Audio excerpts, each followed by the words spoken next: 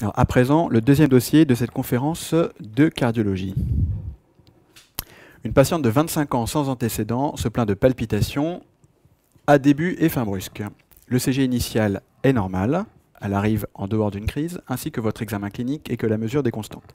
Elle se plaint d'une récidive et vous parvenez à enregistrer l'électrocardiogramme suivant. Première question, interpréter cet électro. Donc on va reprendre l'interprétation sur le tracé et après voir les mots-clés les plus importants. Alors d'abord, le rythme, dire s'il est sinusal ou non sinusal, dire s'il est régulier ou pas et donner la fréquence. On peut déjà commencer par la fréquence cardiaque qui est à 150 battements par minute. Donc à 150 battements par minute, en dehors d'un contexte infectieux, en dehors de l'effort important, le rythme peut difficilement être sinusal. Si c'est régulier, il faudra tout de suite penser à une tachycardie supraventriculaire à 150 par minute. Donc gros rythme a priori non sinusal, mais bien régulier à 150 par minute. L'axe des QRS, ils sont positifs en D1, négatifs en AVF. Il peut y avoir une déviation axiale gauche, un hémibloc antérieur gauche, en l'absence d'HVG ou de bloc de branche gauche. Ensuite, l'activité auriculaire, on ne voit pas d'ondes P, elles sont remplacées par des ondes F en toit d'usine, bien visibles en D2, D3 et AVF, sans retour à la ligne isoélectrique, même si ici ça paraît peu évident étant donné la qualité du tracé. Donc ces ondes F battent à 300 par minute, une est dans le QRS et une est ici bien visible. Donc on a un rythme non sinusal régulier avec une cadence auriculaire à 300 par minute et une cadence ventriculaire en réponse à 150 par minute. Le reste de l'interprétation de l'électro, dire si les QRS sont fins ou larges, là c'est primordial. Ici il s'agit d'une tachycardie à QRS fin. Donc on est sûr que ce n'est pas une tachycardie ventriculaire, elle est a priori supraventriculaire dans la mesure où on a ici une activité auriculaire. Enfin, la repolarisation, absence d'anomalie de la repolarisation de type ischémique.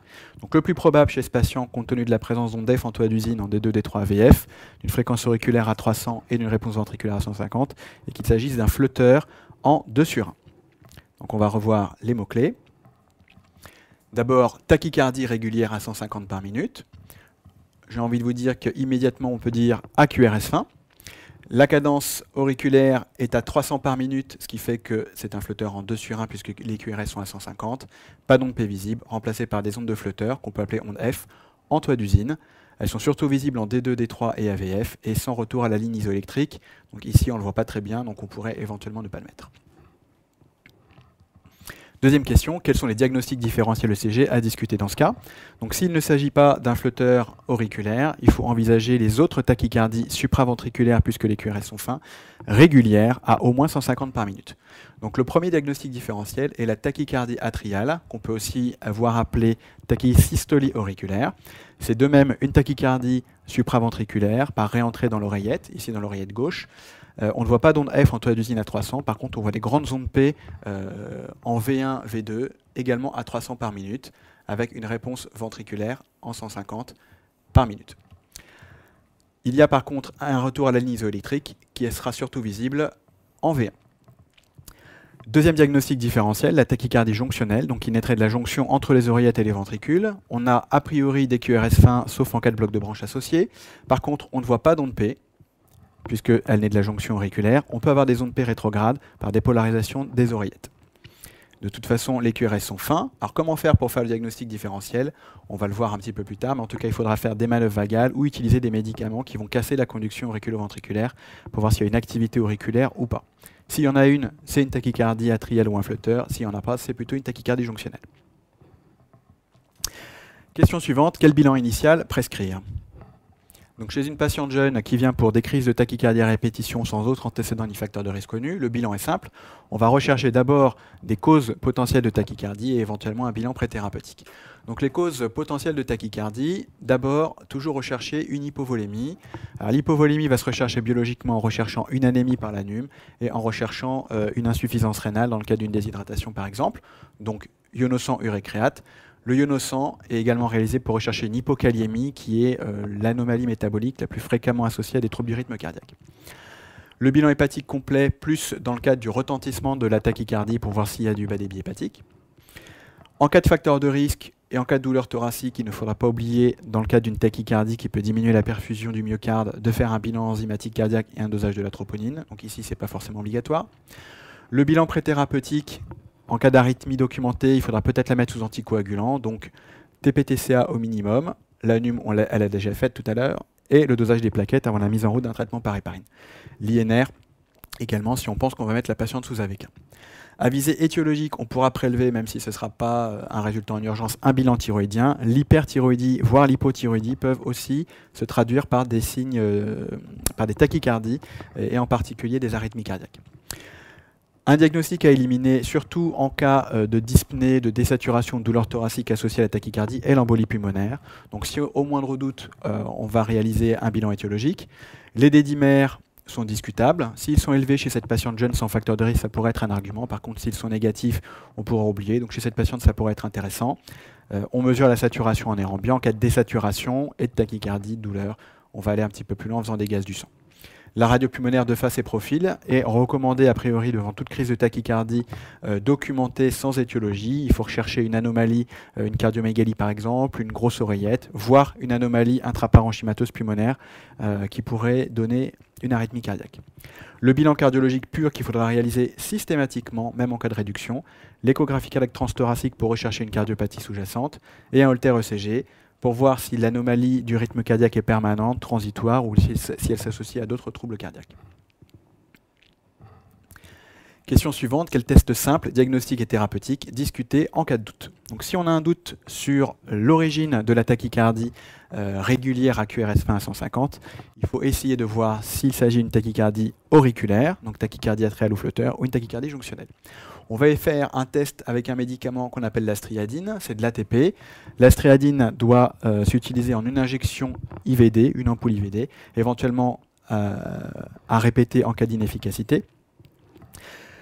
L'astriadine va provoquer un bloc auriculo-ventriculaire complet transitoire, donc il faut toujours avoir à portée de main de l'atropine si le bloc dure un peu trop longtemps. Il faut prévenir la patiente avant de lui faire qu'elle risque de ressentir un ralentissement de sa fréquence cardiaque, un petit malaise. Un autre effet secondaire de l'astriadine, c'est que ça peut donner aussi des bouffées de chaleur très importantes. Il faut rechercher une contre-indication avant de l'utiliser. La seule, c'est le bronchospasme. Que va faire l'astriadine? En cas de tachycardie jonctionnelle, elle va bloquer donc la conduction entre les oreillettes et les ventricules qui a priori n'existaient pas ici. Donc on va avoir un arrêt brutal de la tachycardie, une pause de l'activité cardiaque et un retour en rythme sinusal.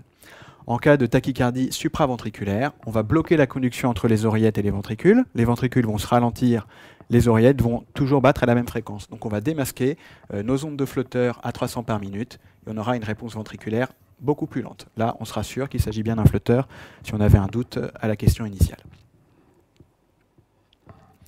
Question suivante, quels peuvent être les traitements de l'arythmie de la question 1?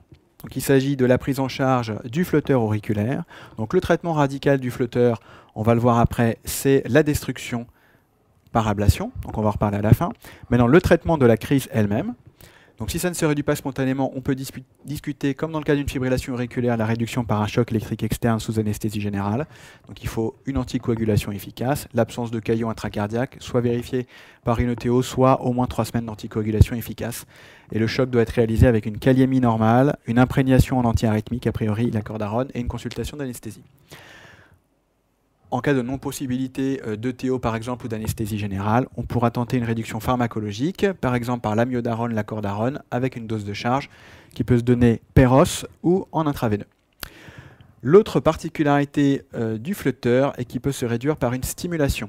L'idée c'est de stimuler les oreillettes à une fréquence supérieure à 300 par minute. Pour ça, il faut être soit au contact direct de l'oreillette en passant par voie veineuse centrale, soit se mettre derrière l'oreillette en passant par voie œsophagienne. Donc c'est la stimulation œsophagienne. On va donc mesurer l'activité de l'oreillette droite, puisque c'est de l'oreillette droite que naît le flotteur, par la sonde qui va être disposée soit à l'intérieur, soit à l'extérieur par l'œsophage, et on va la stimuler à une fréquence très rapide. Ça va provoquer un peu l'efficacité d'un choc électrique, ça va normalement casser la tachycardie. Alors l'autre partie du traitement, c'est le traitement radical pour éviter les récidives. Donc l'ablation, elle peut se faire soit par radiofréquence, des ultrasons, soit par le froid, ce qu'on appelle la cryoablation. Donc on détruit la zone de réentrée dans l'oreillette droite qui provoquait l'arythmie cardiaque.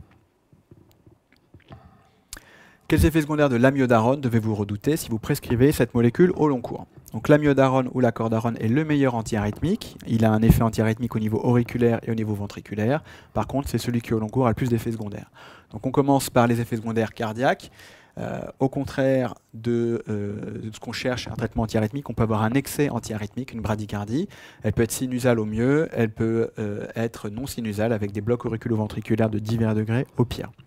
Il y a toujours un allongement du QT également à redouter, donc il faudra bien surveiller les patients avec des électrocardiogrammes répétés et éviter d'associer la cordarone avec des médicaments hypokaliémiants, ce qui pourrait aggraver l'allongement du QT.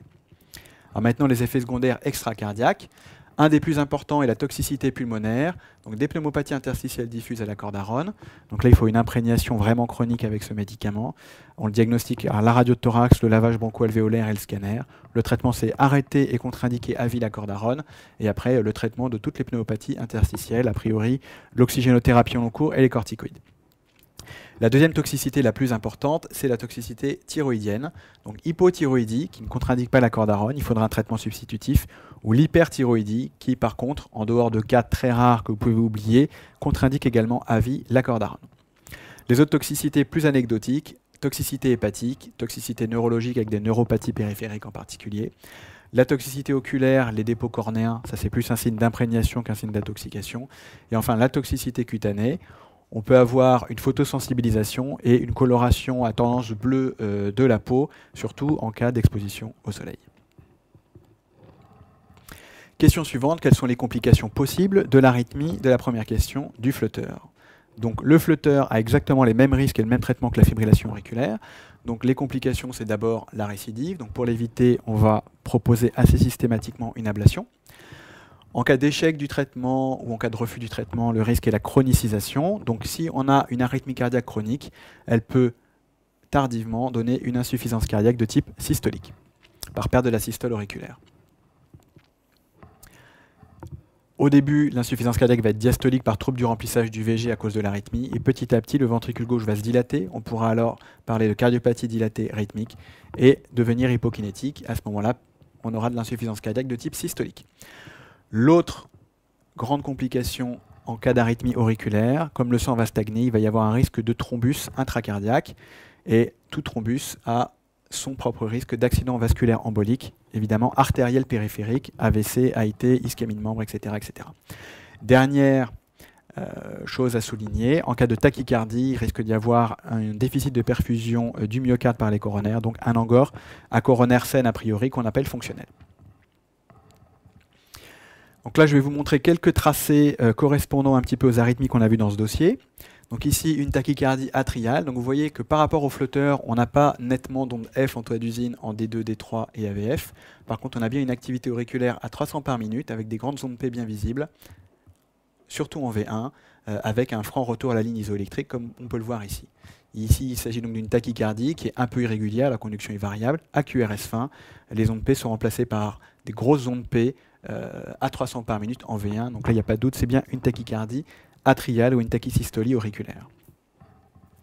Ici, une tachycardie qui est probablement jonctionnelle. On va voir pourquoi. Donc on a un rythme non sinusal, on ne voit pas du tout d'onde P, qui est régulier à plus de 150 par minute, environ 180 par minute, à QRS fin. On ne voit pas du tout ni d'onde P comme dans la tachycardie atriale, ni d'onde F en toit d'usine comme dans le flotteur auriculaire. Dans la mesure où les QRS sont fins, le plus probable est qu'il s'agisse d'une tachycardie jonctionnelle. Et là encore, les manœuvres vagales ou la striadine vont permettre de répondre à la question.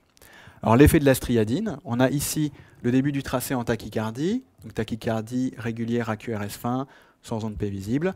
Ici, la manœuvre vagale ou la striadine, on voit qu'on a une pause de l'activité cardiaque et que ici, le patient repasse en rythme sinusal avec une onde P, un QRS. Ici, de nouveau une pause un peu moins longue et le patient va repartir en rythme sinusal. Donc il s'agissait bien d'une tachycardie jonctionnelle. Alors, en conclusion, on a vu dans ce dossier les différentes arythmies auriculaires à connaître, donc le flotteur, la tachycardie atriale, la tachycardie jonctionnelle, des tachycardies régulières à QRS fin à au moins 150 par minute.